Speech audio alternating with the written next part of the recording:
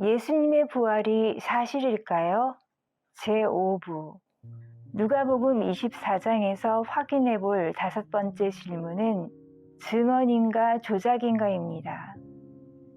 제자들이 예수님의 시신을 무덤에서 빼돌렸을까요? 무덤을 지키던 경비병들은 많은 돈을 받고 예수님의 제자들이 시신을 훔쳐갔다고 진술했습니다. 하지만 뇌물을 받은 사람의 진술은 신뢰할 수 없습니다. 근무 도중 잠을 잤다고 시인하는 병사들의 증언이라면 더욱더 신뢰하기 어렵습니다. 제자들이 예수님의 시신을 훔친 것이 아니라는 사실을 뒷받침하는 증거 몇 가지를 정리해 보겠습니다. 제자들에게는 시신을 훔칠 기회가 없었습니다. 병사들이 지키고 있었기 때문입니다. 제자들이 시신을 훔칠 분위기가 아니었습니다. 그들은 두려움에 떨며 달아나서 숨을 죽이고 있었습니다. 예수님을 죽인 자들이 제자들의 목숨까지 노릴 수 있는 상황이었습니다.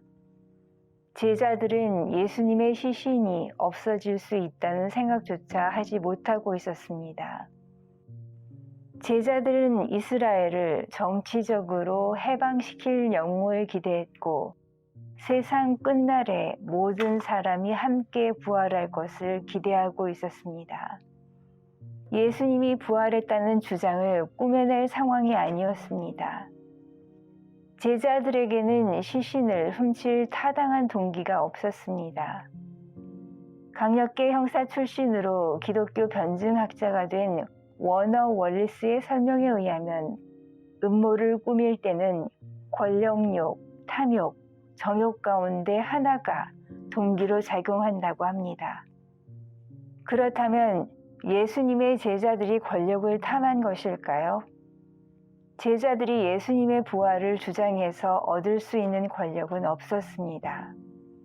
오히려 그들은 부활을 전한다는 이유로 궁지에 몰렸고 유대인 지도자들과 로마 제국 권력자들로부터 많은 협박을 받았습니다.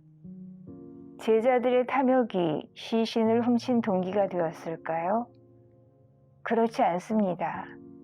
예수님의 제자들은 세상에 속한 물질적 욕심을 버리고 영적인 것들을 간절히 바라야 한다고 가르쳤습니다. 육신의 정욕 때문에 범죄를 저지른다는 것은 예수님의 제자들에게 생각하기 힘든 일이었습니다. 제자들은 결혼 전에 순결하고 결혼 후에 정절을 지키라고 가르쳤기 때문입니다. 고린도전서 6장 18절 말씀은 사도들이 음행 문제에 대해 얼마나 엄격했는지를 보여줍니다. 음행을 피하라. 사람이 범하는 죄마다 몸 밖에 있거니와 음행하는 자는 자기 몸에 죄를 범하느니라. 제자들이 예수님의 시신을 무덤에서 빼낸 것이라면 부활이 거짓이라는 이야기가 됩니다.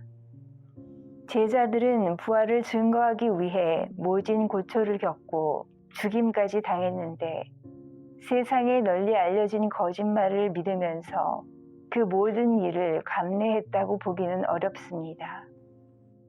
너는 나를 본고로 믿느냐? 보지 못하고 믿는 자들은 복되도다.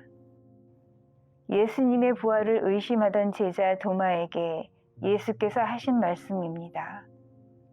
예수께서는 다음과 같은 말씀도 하셨습니다. 믿음 없는 자가 되지 말고 믿는 자가 되라. 이것이 바로 의심을 버리지 못하는 사람들을 향한 예수님의 마음입니다. 예수님을 확신하게 된 도마의 고백이 우리의 고백이 되도록 합시다. 나의 주님이시요 나의 하나님이시니다.